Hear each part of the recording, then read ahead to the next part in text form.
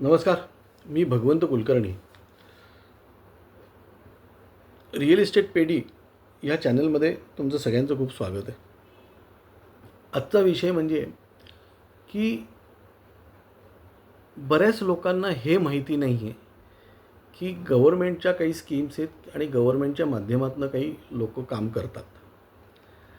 ते म्हणजे गरीब वर्गाला घर मिळण्यासाठी, मग ते ग्रामीण भागात असो किंवा शहरी भागामध्ये असो. आणि म्हणजे तुम्ही इन्कम टॅक्स भरतायत नाही भरतायत वगैरे हे सगळं बघून तुम्हाला कर्ज देऊन, नुसतंच कर्ज नाही, सबसिडी देऊन त्याच्यावर तुम्हाला घर मिळतं. काय ही बरेच लोकांची म्हणजे बरेच लोकांना हे माहिती नाही आहे. ही माहिती आपण ह्या माध्यमातून आपण देणार आहोत. काय आणि लवकरच रिअल इस्टेट पेढी ही जी आपली हा जे आपलं चॅनल आहे, या चॅनलमार्फत आपण गरीब लोकांसाठी म्हणजे जे बिल्डर हे करतायत त्यांच्यासाठी म्हणून आपण मधला दुवा होणार. त्याच्यामध्ये आम्हाला कोणाकडनंही म्हणजे बुकिंग करणाऱ्या लोकांकडनं, घर घेणाऱ्या लोकांकडनं कोणाकडनंही आपल्याला कमिशन नको. काय तर याच्यामध्ये असं आहे की छोटी घरं म्हणजे एक रूम किचन किंवा 1 बेडरूम हॉल किचन, ह्या दोन ह्याच्यातल्या कन्सेप्टमधली जी घरं आहेत, ही घरं म्हणजे साधारणतः 325 स्क्वेअर फीटपासून कमीत कमी ते तुमचं 450 स्क्वेअर फीटपर्यंतची ही 1 BHKची असतात किंवा 260-270 स्क्वेअर फीटचे 1 रूम किचनची हे असतात, सेल्फ कंटेंट घरं असतात. याला पंतप्रधान आवास योजनेअंतर्गत साधारणतः 2.5 लाख रुपयाची सबसिडी मिळते. आणखीन तुम्ही समजा बांधकाम कामगार असाल तर बांधकाम कामगारांच्या याच्याखाली तुम्हाला 2 लाख रुपयाची महाराष्ट्र गव्हर्नमेंटची सबसिडी मिळते.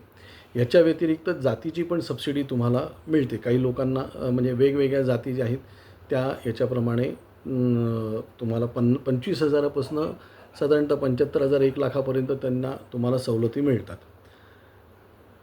अशा अनेक म्हणजे साधारणतः म्हणजे पुणे मुंबईमध्ये नाही पण बाहेर तुम्ही म्हटलात तर साधारणतः 10-12 लाखामध्ये तुम्हाला 1 BHK चांगल्यापैकी 325-330 स्क्वेअर फीटचा मिळू शकतो.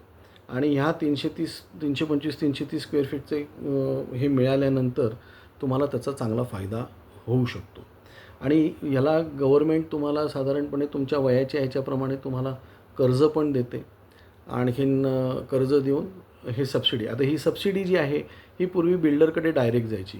आता ती बिल्डरकडे न जाता ही सबसिडी डायरेक्ट त्या कर्ज खात्यात जाते. म्हणजे तुमच्या कर्जाचं हे सुद्धा ऑटोमॅटिक खूप कमी होतं. म्हणजे तुम्ही एक लक्षात घ्या, 10-12 लाख रुपयाचं तुमचं घर असेल किंवा 15 लाखाचं आपण तुमचं घर समजा ठरलं तर 15 लाखाच्या घरामध्ये तुम्हाला मी एक सांगतो की साधारणपणे तुम्हाला बांधकाम कामगार असाल तर तुम्हाला त्याची सबसिडी मिळते 2 लाख रुपयाची. आणि पंतप्रधान आवास योजनेची 2.5 लाख रुपयाची सबसिडी मिळते.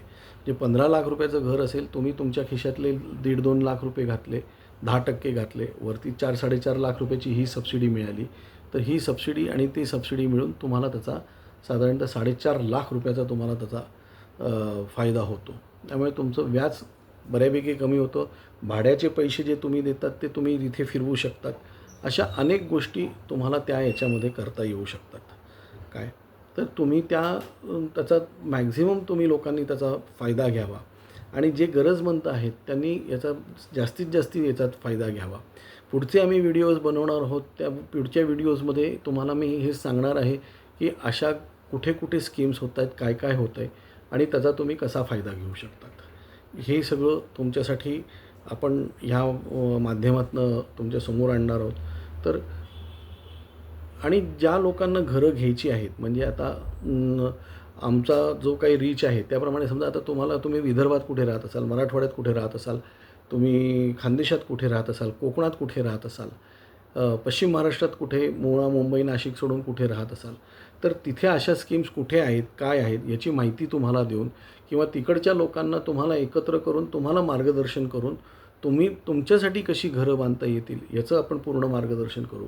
आणखीन तुम्हाला तिथे चांगला बिल्डर गाठून तुम्हाला तिथे चांगलं उत्तम प्रकारचं घर मिळेल याचं आपण ह्या व्हिडिओच्या माध्यमातून आपण हे करणार आहोत. लवकरच ह्याच्यावरचा डिटेल व्हिडिओ तुमच्यासमोर आणणार आहोत. आज एवढंच. धन्यवाद.